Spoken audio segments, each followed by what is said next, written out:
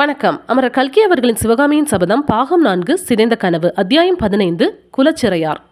சென்ற அத்தியாயத்தில் கூறியபடி மாமல்ல சக்கரவர்த்தி படையுடன் புறப்பட்டு சென்று 3 தினங்கள் ஆயின. காஞ்சி மாநகரத்தின் வீதிகள் வழக்கமான கலகலப்பு இல்லாமல் வெறிச்சென்று கிடந்தது. பட்டணமே தூங்கி வழிந்து கொண்டிருந்தது.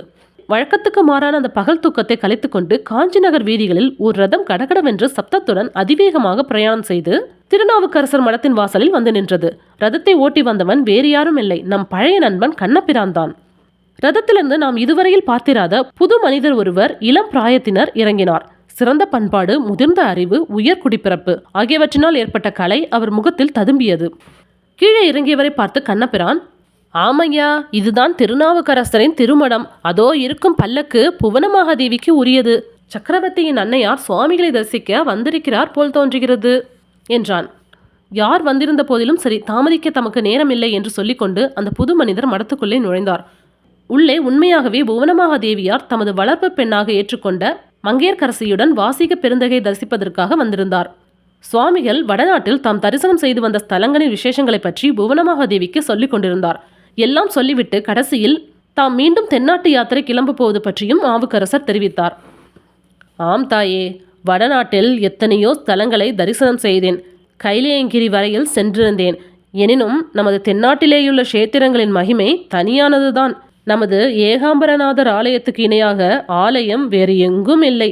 நமது திருத்தில்லை, திருவையாறு, திருவானைக்கா முதலிய கஷேத்திரங்களுக்கு இணையான கஷேத்திரமும் வேறு எங்கும் கிடையாது. மறுபடியும் தென்னாடு சென்று அந்த ஸ்தலங்களையெல்லாம் மீண்டும் தரிசித்து விட்டு வர எண்ணியிருக்கிறேன். நாளைக்கு புறப்பட போகிறேன். இப்படி அவர் சொல்லிக் கொண்டிருந்த போது மடத்தின் வாசலில் ரதத்திலிருந்து இறங்கிய இளைஞர் உள்ளே வந்தார். பயபக்தியுடன் சுவாமிக்கும் புவனமாகாதேவிக்கும் வணக்கம் செலுத்தினார். நீ யார் அப்பனே, எங்கு வந்தாய் என்று நாவுக்கரசர் கேட்ட குரலில் சிறிது அதிருப்தி துணித்தது. அந்த குறிப்பை தெரிந்து கொண்ட இளைஞர் கைகூப்பி நின்ற வண்ணம், சுவாமி மன்னிக்க வேண்டும். சக்கரவர்த்தியின் அன்னையார் இவ்விடம் விஜயம் செய்திருப்பது தெரிந்தும் முக்கிய காரியத்தை முன்னிட்டு பிரவேசித்தேன். அடியேன் வராக நதிக்கரையிலிருந்து வருகிறேன். அங்கே நெடுமாற பாண்டியர் கடுமையான தாப வஜ்ரத்தினால் பீடிக்கப்பட்டிருக்கிறார். வைத்தியர்களின் ஔஷதங்களினால் மட்டும் அவரை குணப்படுத்த முடியாதென்று கருதி தங்களிடமிருந்து திருநீர் வாங்கி கொண்டு போக வந்தேன். மன்னிக்க வேண்டும் என்று திருநாவுக்கரசை பார்த்து கூறிவிட்டு புவனமாகாதேவியின் பக்கம் திரும்பி, தேவி தாங்களும் சமிக்க வேண்டும் என்றான். அப்போது தேவி, அப்பனே, நீ ரொம்ப வினயமுள்ளவனாய் இருக்கிறாய். ஆனால் சுவாமிகள் முதலில் கேட்ட கேள்விக்கு நீ மறுமொழி சொல்லவில்லையே. நீ யார் என்று கேட்க, பதற்றத்தினால் மறந்துவிட்டேன் தேவி. பாண்டிய நாட்டில் மணமேற்குடி என்னும் கிராமத்தில் பிறந்தவன்.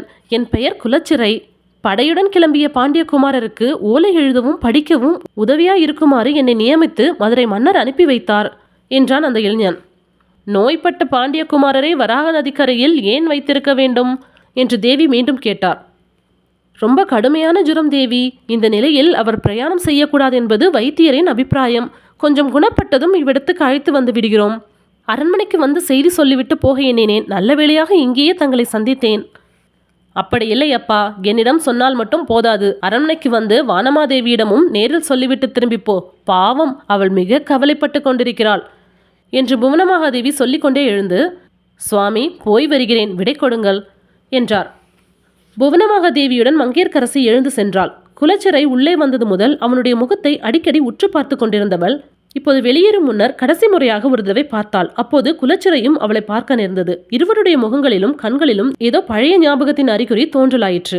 பெண்ணரசிகள் இருவரும் போன பிறகு திருநாவுக்கரசர், அப்பனே, எல்லாம் எனையாளும் எம்பெருமான் செயல். அடியேனால் நடக்கக்கூடியது என்ன இருக்கிறது என்றாலும் சிரித்து பரமரித்த இறைவன் பெயரை உச்சரித்து இந்த திருநீற்றை கொடுக்கிறேன், எடுத்துக்கொண்டு போயிடுங்கள். அடியேனுக்கு நேர்ந்திருந்த கொடிய சூளை நோயை ஒரு கணத்தில் மாயமாய் மறைய செய்த வைத்தியநாத பெருமான் இளம்பாண்டியரின் நோயையும் குணப்படுத்தட்டும் என்றார். நாவுக்கரசர் அளித்த விபூதியை பயபக்தியுடன் வாங்கி பத்திரப்படுத்தி கொண்ட குலச்சிறையார் மீண்டும், சுவாமி அடியேனுக்கு இன்னொரு வரம் அருள வேண்டும் என்று பணிவுடன் கேட்டார். கேள் தம்பி, உன்னுடைய பக்தி வினயம் என் மனதை ரொம்பவும் கவர்கிறது என்றார் வாசிகர். தென்பாண்டிய நாட்டில் சமணர்களின் ஆதிக்கம் அதிகமாகி வருகிறது. சுவாமிகள் தங்கள் சிஷ்ய கோடிகளுடன் பாண்டிய நாட்டுக்கு விஜயம் செய்ய வேண்டும். விஜயம் செய்து மக்களை சமணர் வலையில் விழாமல் தடுத்தாட்கொள்ள வேண்டும். தமிழகத்தின் புராதன பாண்டிய வம்சத்தையும் சமண படுகொழியில் விழாமல் காப்பாற்ற வேண்டும். ஆஹா, நல்ல மரத்தின் புல்லுருவி பாய்ந்தது போல் இந்த தமிழ்நாட்டில் சமணம் ஏன் வந்தது சுவாமி என்று குலச்சிறை ஆவேசத்துடன் பேசி வந்தபோது நாவுக்கரசர் முகத்தில் புன்னகை தவழ்ந்தது. அந்த பெருந்தகையார் குலச்சிறையை கையமர்த்தி நிறுத்தி கூறினார். தம்பி, சமண மதத்தின் மீது ஒரு காலத்தில் நானும் இப்படி கோபம் கொண்டிருந்தேன். ஆனால் இந்த காலத்திலே ஒரு சிலர் செய்யும் காரியங்களுக்காக சமண சமயத்தின் மீது துவேஷம் கொள்ளுதல் நியாயமன்று. அன்பையும் ஜீவ காருண்யத்தையும் போதிப்பதற்கு ஏற்பட்ட சமயம் சமண சமயம். நமது செந்தமிழ் நாடு ஆதிகாலத்து சமண முனிவர்களால் எவ்வளவோ நன்மைகளை அடைந்திருக்கிறது. சமண முனிவர்கள் தமிழ் மொழியை வளர்த்தார்கள். அரிய காவியங்களை தமிழில் புனைந்தார்கள். ஓவியக்கலையை நாடெங்கும் பரப்பினார்கள். குலச்சிறை பொறுமை இழந்தவராய், போதும் சுவாமி போதும். தங்களிடம் சமணர்களை பற்றிய புகழுரைகளை கேட்பேன் என்று நான் எதிர்பார்க்கவில்லை. தொண்டை மண்டலத்தை சமணர்களிடமிருந்து காப்பாற்றிய தங்கள் பாண்டிய நாட்டையும் காப்பாற்றியறல வேண்டும் என்று கேட்டுக்கொள்ள வந்தேன். அவர்கள் செய்யும் அட்டூழியங்களை தாங்கள் பாண்டிய நாட்டிற்கு வந்து பாருங்கள் என்று பேசினார். நாவுக்கரசர் சற்று நேரம் கண்களை மூடிய வண்ணம் ஆலோசனையில் இருந்தார். பிறகு கண்களை திறந்து குலச்சிறையை பார்த்து கூறினார். மந்திர தந்திரங்களில் வல்லவர்களான சமணர்களுடன் போராடுவதற்கு சக்தியோ விருப்பமோ தற்போது என்னிடம் இல்லை. ஆனால் கேள் தம்பி, என்னுடைய அகக்காட்சியில் ஒரு அற்புதத்தை அடிக்கடி கண்டு வருகிறேன்.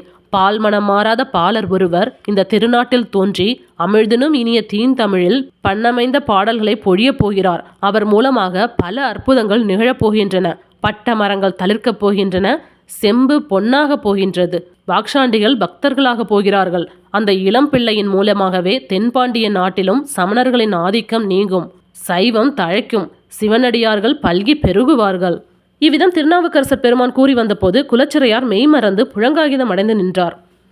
காஞ்சி பல்லவ சக்கரவர்த்தியின் அரண்மனை மிக மிக விஸ்தாரமானது. அது 3 பெரிய பகுதிகளாக பிரிக்கப்பட்டிருந்தது. 3 பகுதிகளின் வெளிவாசலும் அரண்மனையின் முன்புறத்து நிலா முற்றத்தில் வந்து சேர்ந்தன. 3 பகுதிகளுக்கும் பின்னால் விசாலமான அரண்மனை பூங்காவனம் இருந்தது. 3க்கும் நடுநாயகமான பகுதியில் மாமல்ல சக்கரவர்த்தி தம் பட்ட மகிழ்ச்சி வானமாதேவியுடன் வசித்து வந்தார். வலப்புறத்து மாளிகையில் புவனமகாதேவியும் மகேந்திர பல்லவருடைய மற்ற 2 பத்தினிகளும் வசித்தார்கள். இடப்புறத்து மாளிகை அரண்மனைக்கு வரும் முக்கிய விருந்தாளிகளுக்காக ஏற்பட்டது. அந்த மாளிகையில் தற்சமயம் இலங்கை இளவரசர் தமது மனைவியுடன் வசித்து வந்தார். ஒவ்வொரு மாளிகையை ஒட்டியும் அரண்மனை காரியஸ்தர்கள், காவலர்கள் முதலியோர் வசிப்பதற்கு தனித்தனி இடங்கள் அமைக்கப்பட்டிருந்தன. 3 மாளிகைகளையும் ஒன்றோடொன்று இணைக்க மச்சுப்பாதைகளும் தரைப்பாதைகளும் சுரங்கப்பாதைகளும் இருந்தன.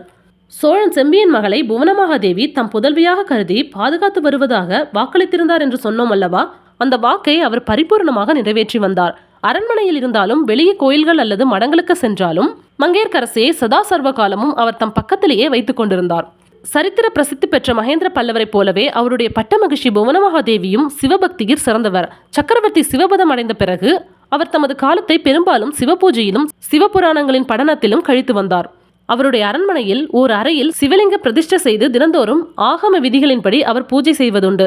இந்த சிவபூஜைக்கு வேண்டிய பணிவிடைகளை செய்யும் உரிமையை மங்கையர்க்கரசி வருந்தி கோரி பெற்றிருந்தாள்.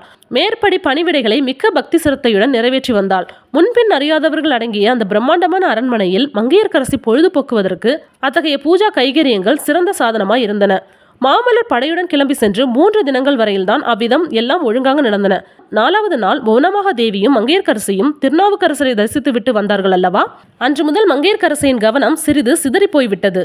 தேவியார் சிவபூஜை செய்ய அமர்ந்த பிறகு புஷ்பம் வேண்டிய போது சந்தனத்தையும், சந்தனம் வேண்டிய போது தூபத்தையும், தூபம் கேட்டால் பிரசாதத்தையும் மங்கையர்க்கரசி எடுத்துக் கொடுக்கலானாள். இதையெல்லாம் கவனித்த புவனமகாதேவி பூஜை முடிந்த பிறகு, குழந்தாய், இன்றைக்கு என்ன ஒரு மாதிரி சஞ்சலம் அடைந்திருக்கிறாய்? தகப்பனாரை நினைத்து கொண்டு கவலைப்படுகிறாயா? என்னை பார்த்துக்கொள் குழந்தாய்.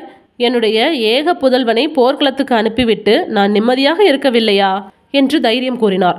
அப்போது மங்கையர்க்கரசி சிறிது நாணத்துடன், இல்லையம்மா, அப்படியெல்லாம் கவலை ஒன்றுமில்லை என்றாள். பின் ஏன் உன் முகத்தில் சிந்தனைக்கு அறிகுறி காணப்படுகிறது?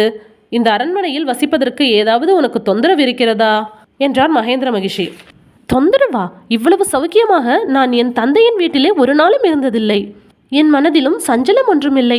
நாவுக்கரசர் பெருமானோடு தாங்கள் வார்த்தையாடி கொண்டிருக்கையில் வாலிபர் ஒருவர் வந்தார் அல்லவா? அவரை எங்கேயோ ஒரு முறை பார்த்த ஞாபகம் இருந்தது. அதையொட்டி சில பழைய ஞாபகங்கள் வந்தன. வேறொன்றும் இல்லையம்மா என்று மங்கையர்க்கரசி கூறினாள். ஹாய் ஃப்ரெண்ட்ஸ், உங்களுக்கு இந்த கதை பிடிச்சா லைக் பண்ணுங்கள், ஷேர் பண்ணுங்கள், மறக்காமல் சப்ஸ்கிரைப் பண்ணுங்கள். தேங்க்யூ.